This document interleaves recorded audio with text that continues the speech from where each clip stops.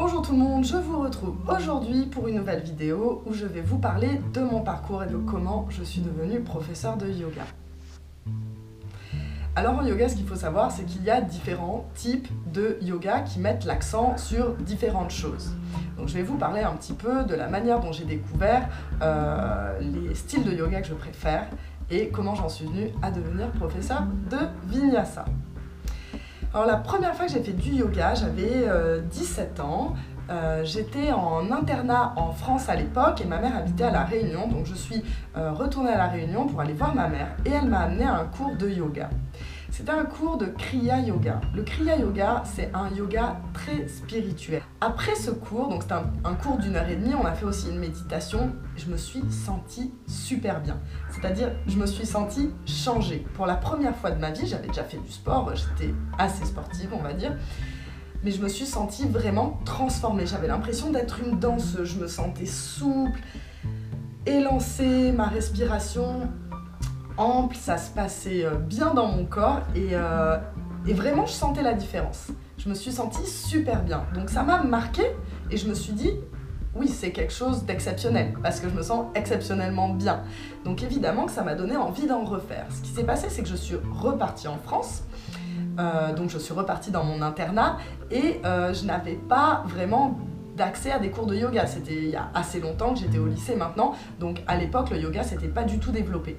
Mais suite à ce cours de Kriya Yoga, on m'avait donné une plaquette, peut-être une petite plaquette de 30 feuilles, où toutes les postures qu'on avait fait pendant le cours étaient expliquées. Donc grâce à cette plaquette, j'ai pu continuer à faire mon yoga toute seule le week-end quand j'étais chez mon père parce que c'était trop petit l'internat pour faire mon yoga. Voilà, donc j'ai continué à faire mon yoga en solitaire. À l'époque, il n'y avait pas YouTube, enfin c'était en 99, donc bon, vous voyez, ça remonte vraiment très très loin. Donc il n'y avait pas YouTube, j'avais très peu de choses en fait pour m'aider à part ce petit fascicule. Et c'était vraiment une approche personnelle, c'était moi pour me sentir bien avec moi-même et j'ai beaucoup aimé. Ensuite, j'ai voulu trouver un cours pour pouvoir participer à un cours collectif, avoir un prof, tout ça. Et j'ai trouvé un cours dans une salle de gym à l'époque, c'était Moving sur le cours Mirabeau à Aix-en-Provence. Et en fait, ce cours ne m'a pas correspondu. En fait, je trouvais ça ennuyeux, je sais pas. Et ouais, je me suis ennuyée, c'était juste une série de postures qui se suivaient, il n'y avait pas vraiment... je sentais pas l'aspect spirituel derrière ça, je sentais pas l'aspect spirituel derrière cette pratique, je sentais pas vraiment l'aspect physique non plus. Je travaillais mon corps mais très peu, donc en fait ça ne m'a pas intéressée. Mais je me suis pas démoralisée pour autant parce que je savais que le yoga me plaisait, j'avais déjà fait un cours qui me plaisait, juste il fallait que je trouve le bon cours. Ce que je savais pas, c'est que ça allait prendre des années pour que je trouve le bon cours. Ok, donc ça, cette première essai, première tentative de cours de yoga. Ensuite, donc j'ai continué à pratiquer toute seule et ensuite je suis partie à Montréal pour faire ma 3e année d'études, pour faire ma licence de psycho. Donc là-bas, j'ai suivi le cours de yoga de la fac. Ben pareil en fait, ça m'a pas trop intéressée. Je trouvais ça...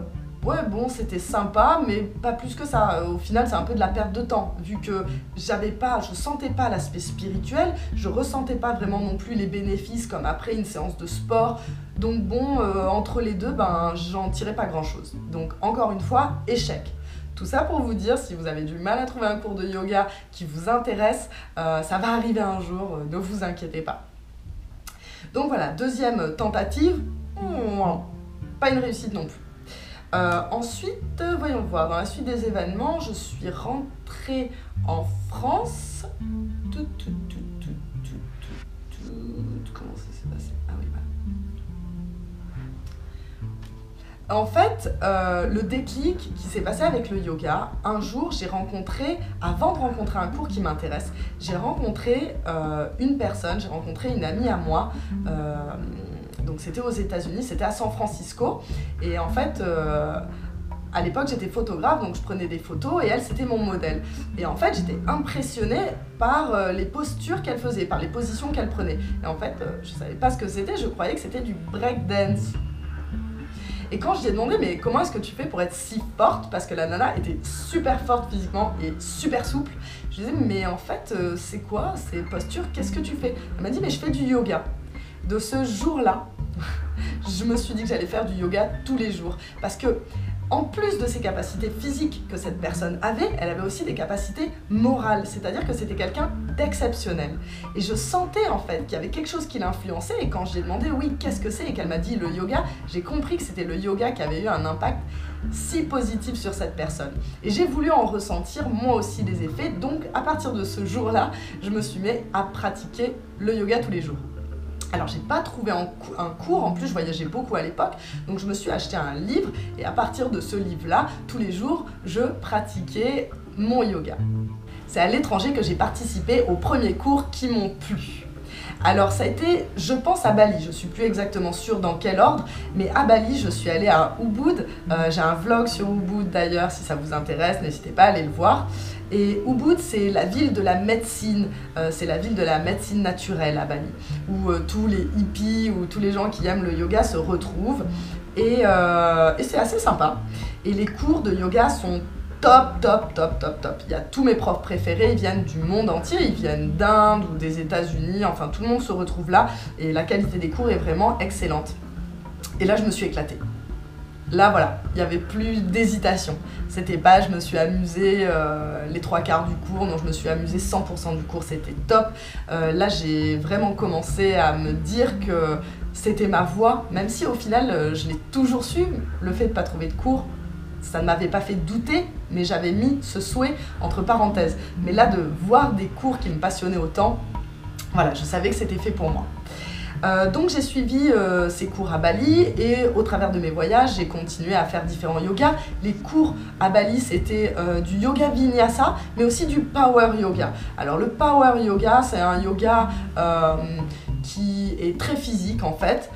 Ça ressemble à l'ashtanga, on va dire, ça ressemble aussi au vinyasa. Donc en gros, dans les différentes catégories de yoga, on va dire qu'il y a l'ashtanga. L'ashtanga, c'est un yoga très physique. Lui, c'est à chaque fois les mêmes séries, on fait à chaque fois les mêmes mouvements, dans le même ordre, un mouvement, une respiration, sauf certaines postures où on reste de 3 à 5 respirations, voire plus. Mais c'est toujours la même chose, c'est assez strict comme pratique, c'est assez masculin aussi. Le vinyasa, lui, découle de l'ashtanga, sauf que là, les séries ne sont pas préétablies. Donc, le prof prépare sa série. Je ne vais pas dire qu'il fait ce qu'il veut, mais en tout cas, oui, ça laisse libre cours à notre créativité. Si on a envie de travailler plus les ouvertures de hanches, les ouvertures d'épaules, ce qu'on veut, la souplesse, le renforcement musculaire, ça va vraiment dépendre du prof. Alors qu'un cours d'ashtanga, c'est toujours le même, plus ou moins. Alors qu'un vinyasa, lui, ça peut être complètement différent de prof à prof. Voilà, donc à Bali, j'ai beaucoup pratiqué le vinyasa. J'ai découvert aussi, quand j'étais en Australie, j'ai découvert le Bikram. Alors le Bikram, pareil ici, c'est toujours la même série qu'on fait dans une sorte de sauna. Alors évidemment, pratiquer le yoga dans un sauna tous les jours de l'année, je pense que c'est excessif, parce qu'il fait quand même vraiment très très chaud. Je suis pas certain que ce soit excellent. Après, je veux pas me prononcer, c'est un yoga que j'aime beaucoup aussi, et je me suis sentie très très très très bien après mes cours de Bikram. Donc c'est vraiment pas pour critiquer le Bikram. Suite à ces expériences, j'ai vraiment su que je voulais être prof de yoga. Quand j'ai ressenti à l'intérieur de moi ce besoin d'enseigner, j'ai décidé de passer mon diplôme et j'ai voulu le passer à Bali parce que j'habitais Bali, donc c'était assez pratique. Et en plus, Bali, il faut savoir que c'est une île hindouiste, comme en Inde. Donc, dans leur culture, ils ont la culture du yoga. Voilà, donc c'était vraiment le bon endroit. Pour moi, c'était Bali, où je devais passer mon diplôme. Je l'ai fait en 2 fois. La première fois, j'ai passé mes 200 heures, reconnues par Yoga Alliance. Et j'y suis retournée 1 an plus tard pour refaire 300 heures de formation pour compléter mes 500 heures de formation reconnues par Yoga Alliance. Voilà, si vous voulez passer un diplôme de professeur de yoga, n'hésitez pas à me le laisser savoir en commentaire et je vous donnerai mes petits conseils. Si vous voulez que je fasse une vidéo là-dessus aussi, je peux le faire. Donc j'ai passé mon diplôme de professeur de yoga et j'ai décidé de rentrer en France pour enseigner le yoga.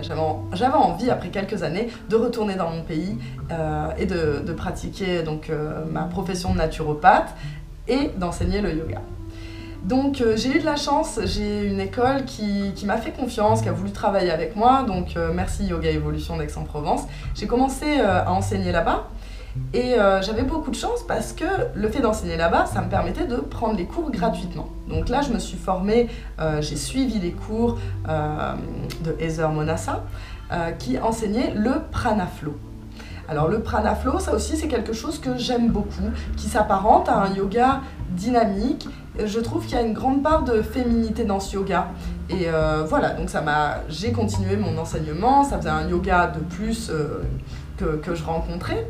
Je me suis aussi initiée à l'Ashtanga. Alors l'Ashtanga, je vous en ai parlé tout à l'heure, c'est la pratique très carrée, masculine, où on fait toujours la même chose. Mais c'est très intéressant et c'est très formateur. Je conseille vraiment à tous ceux d'entre vous qui aiment les yogas assez physiques de prendre quelques cours d'Ashtanga, ça peut vraiment pas faire de mal à votre pratique. Et je me suis aussi initiée à l'Iyengar. Et ça, pour moi, ça a été vraiment super important, en fait. Disons que quand j'ai commencé à être prof, c'est là vraiment que ma formation a commencé, en fait. Il faut savoir une chose, quand vous êtes prof de yoga, vous vous formez toute votre vie. Et l'Iyengar, ça m'a vraiment aidée.